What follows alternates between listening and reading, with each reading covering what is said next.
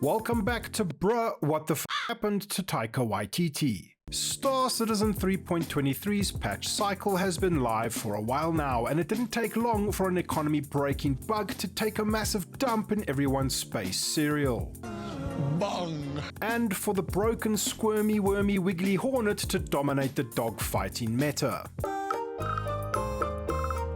The early days of 3.23 were fun while they lasted. For me, and largely for my org mates, we experienced an incredibly smooth and stable ludicrous space game when things worked more often than they broke. But just like all good ships have a name, all Star Citizen experiences are anecdotal, and I had never seen so many people having the absolute polar opposite experience that we were having. Just look at the comment section of one of my previous videos.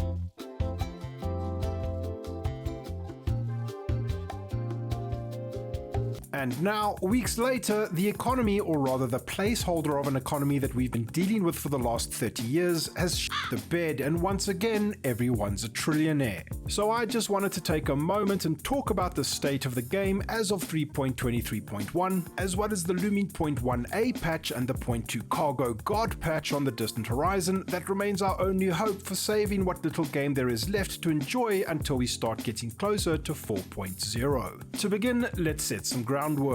There are many types of Star Citizen players, and a patch that breaks the only progression system in the game affects some way more than others. From the ultra casuals who spend more time on the store page than in game and have a very unique and entitled view on how the game will play for them one day, to the dedicated space bob who flies around in their latest and greatest overpriced JPEG, dabbling in broken mission contracts, and if they're feeling daring, maybe some cargo trading or salvage, but will alter 4 at the sight of another player. To the combat enthusiast who enjoys a good bounty hunting session but is highly dependent on the guard marker over their target's head, to the ultra PvP sweatlords who still can't find the arena commander button. No matter what you do in Star Citizen, there's no objectively wrong way to play. Unless you're a dedicated medic, I guess. Because the regen has always been the strategy. However, the gameplay that I personally enjoy the most becomes rarer and rarer as a patch goes on, as things like the cargo duplication exploit become more well known. The so-called economy breaks down, and within a few weeks or months, the amount of people doing anything worth engaging over drops to an absolute minimum, and barely any emergent gameplay can be found. And that's what stings the most for me. Even in the current state of the game, the emergent encounters that are possible can be absolutely epic and incredibly fun, as long as there's a goal that the players are invested in achieving and fighting over, and let's be honest, that's usually just cargo. The tech demo can actually become a game worth playing. However, finding the gameplay can be nearly impossible until more features come online. Things like long-range scanning or an actual economy come to mind to help guide pockets of players to interact with one another, but without some form of server meshing, the chances remain slim. And this brings me to the point of this video. If the only progression system in the game after all these years is making money to buy spaceships, why not take as much care as possible to ensure that that progression loop is as tight, well thought out, and well maintained as it can possibly be? 3.23's life cycle has already been compromised, and as far as I know, the 1A patch is not going to be able to fix the duplication or hornet wiggling bugs, and this is probably a technical limitation on the way overlapping development works. We just don't know how possible or impossible or resource intensive it is to institute a hotfix for these issues, but no matter the reason, I feel like it's beginning to set a terrible precedent. I've taken so much damage, can't control it down. Void, you dead? When a new game comes out and exploits or bugs break the flow of the game or put abusers at an incredibly unfair advantage, the game typically dies a slow death unless developers are quick to respond. The fact that we're not seeing any high priority fixes after weeks and weeks of 3.23 certainly should jeopardize your faith in their ability to timelessly fix potential game-ruining exploits and bugs that could pop up in a 4.0 or, God forbid, a 1.0 release of Star Citizen. After all this time, is it not reasonable for us to expect exploits, bugs, and issues with far-reaching consequences to be fixed sooner than later?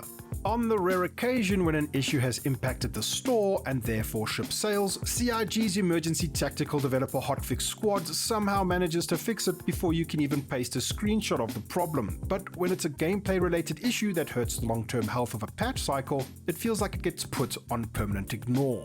There's a knock-on effect to consider as well, and I know this is literally beating a dead horse at this point because events like Jumptown are already strained in terms of player interest, but it's made worse by the fact that far less players are likely to take the event seriously when everyone already has enough credits to buy every in-game purchasable ship 10 times over. The fact that the 0.18 patch is actually focused on Jumptown and Xenothreat makes the lack of a fix for the duplication exploit even more mind-boggling. But Void Dude, it's an alpha. You're an unpaid tester, not a gamer playing a game. Shut the actual f*** up, ugly viewer. I've been treating this game as a game since the hangar module because there's an incredible foundation here right now for amazing experiences, warts and all. And we the players and they the developers should treat it as the live service game experience it aspires to be. However, to a degree, we're part of the problem. CIG understands the majority of their so-called player base all too well, because the storefront that looks like this gets people to open up their wallets when what should get you excited more than a cargo hold full of glorious maize is actually this. And I get it, I understand Star Citizen needs to do everything it can to make money, and we don't know the full picture of the costs involved in bringing the $700 million fever dream into existence. For all we know, it's somewhere between funding is going so well, each developer and their family gets 3 gold-plated yachts, and if they miss one good ship sale, the project collapses in a huge catastrophe. What I do know is that CIG practically has it all when it comes to what a game development company desires out of a player base. They have our money, they have our time, and they have our dedication. Use one. He's got no shields. Done. Boom, let's freaking go. Okay. And after watching all the recent 2024 game showcases, I think it would be nice if we had more ludicrous space game to play instead of less ludicrous space game to play while we wait 6 months for 4.0. Because oh my god, I don't think I'm the target audience for anything anymore except for Doom with capes. But I'm sincerely interested in what the handsome viewers think. As we start driving this barely roadworthy vehicle on the 12th road to 4.0, Pyro, and the first iteration of server meshing, should CIG distribute their load across prioritizing hotfixes, at least for game experience breaking exploits, and shouldn't the patches be the best they can possibly be, regardless of the interference it would cause with the development pipeline? Should CIG figure out how to 100% ensure exploit-free patch cycles in the first place? Can we start treating the game like a game and less like Maya?